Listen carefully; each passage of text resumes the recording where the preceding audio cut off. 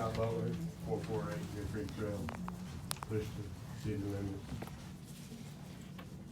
limits. So, the time has come for elected officials to learn that they're not elected to build their own self-serving tiny kingdoms. They're elected to protect and to serve all of our current citizens and constituents. The best way to achieve this is by being transparent, accountable, and collaborative with citizens and surrounding governments. Any development for this city should answer three pretty basic questions. How does this development improve the lives of our current residents? How does this development mitigate future expenses and tax burdens to residents, i.e. our wastewater treatment plant facilities, school systems, EMS, etc.?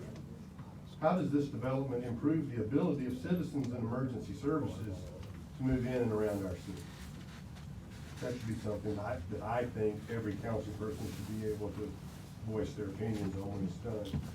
Our mayor-elect ran on bringing transparency, accountability, and collaboration to our government. The following quote is one from a current city council person and what they had to say about bringing this change to our government. Quote, "She's a stay-at-home mom. Talks of change, but she can't change anything at all without a majority, which she will not have." So what I have to ask is, why is the city council person and newly elected council person so afraid of accountability, transparency, and collaboration with the community that they've already met and decided to be against us and the mayor we elected? Next, Hoschton is not a water independent city. Probably not even close. So when the Jackson County Water and Sewer Authority says that water will be scarce in only 20 years, Hoschton needs to step up and become a part of the solution and not continue being a source of the problem, but uncontrolled growth. This alone should be a reason enough to say no on any and all new developments. Hoschton has two large properties bordering the Mulberry River.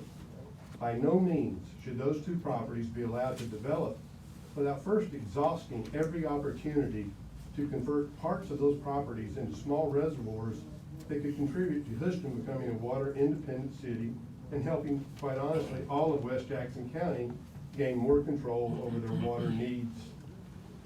Further, the traffic study submitted, and I'm going to go to the Perkle Farm here for just a minute, but it'll probably have all the traffic studies. You've got about another minute. Okay, that's good.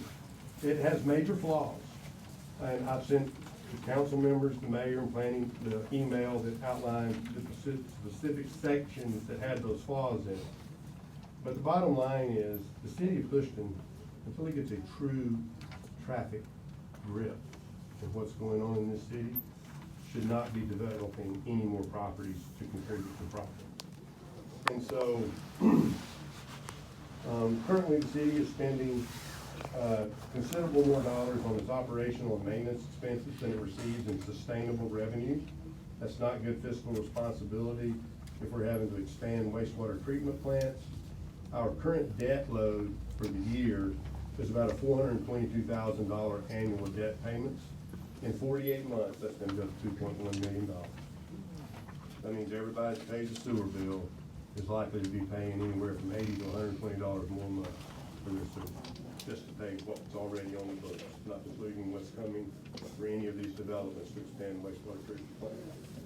So I think until we can come up with a way to have a sustainable, excuse me? You can wrap this. Okay, if we could create a sustainable model of government, I think all building needs to have a moratorium on it until we can be self-sustaining.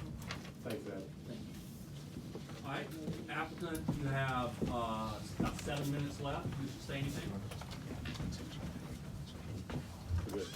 All right. Do y'all have any questions for anyone?